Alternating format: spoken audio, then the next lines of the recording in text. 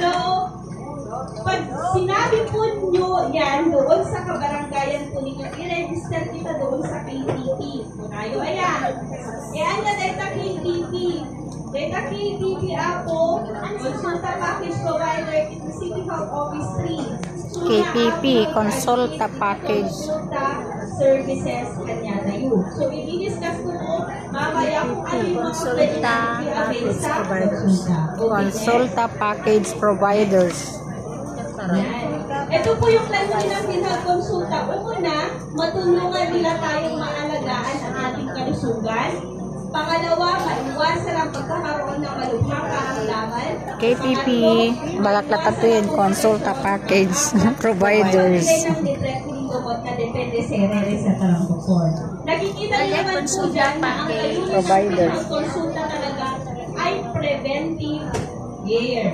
Ayaw namin na yung ibang benefits. KPP, Consulta Package Provider. Like, kanina sabi ni Sir Aaron, ang cancer na pwede sa babae sa breast cancer. Diba mas malala po yun?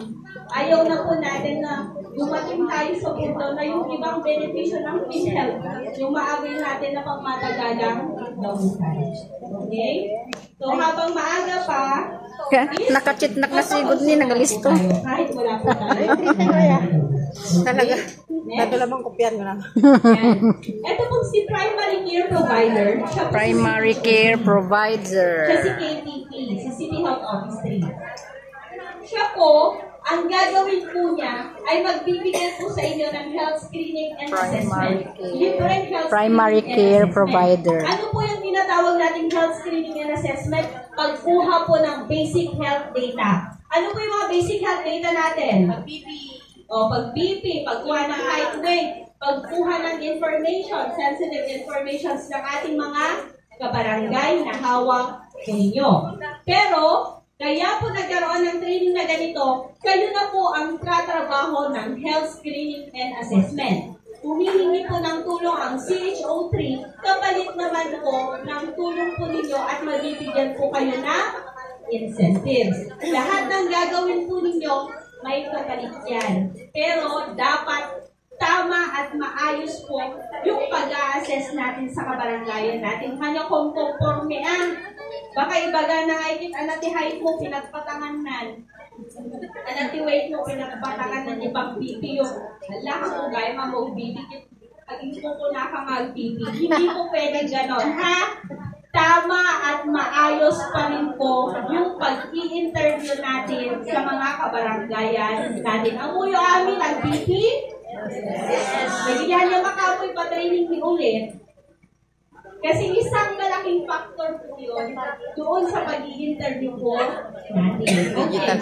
Next po, si CHO3 po, sa kanya rin po ninyo pwedeng i-avail ang initial and follow-up consultation. Isang beses lang po ba dapat magpa-consultation? Yes. Kung depende sa assessment ni doktor natin. Kung kailangan mo ng follow-up consultations, pwede po yun. Kahit ilang beses po tayong bumalik sa CHO3, wala po tayong babayaran ni piso.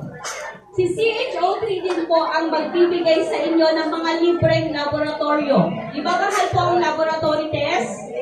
Lalo sa mga private hospitals.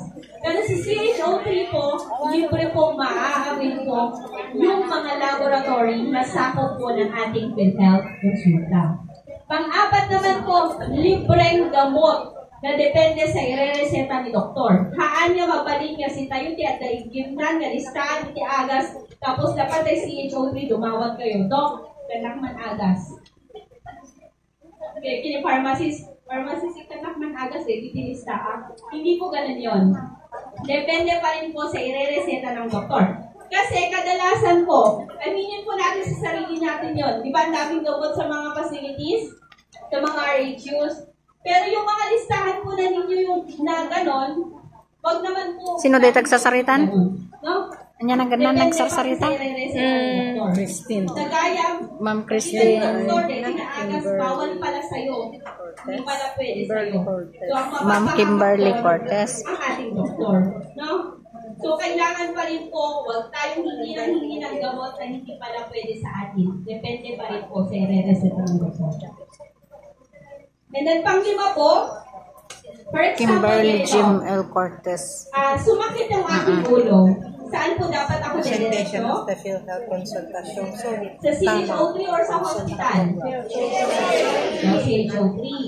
Kasi sabihin na lang natin na ganito, sumakit ang aking ulo, dumiretso ako sa CHO3. Sa level pa lang po nila, kaya na po nilang gamutin yung sakit mo. Tama? Yes. Except na lang po sa mga emergency cases na talagang diretso na sa mga ibang level or mas mataas na level ng pasilidad.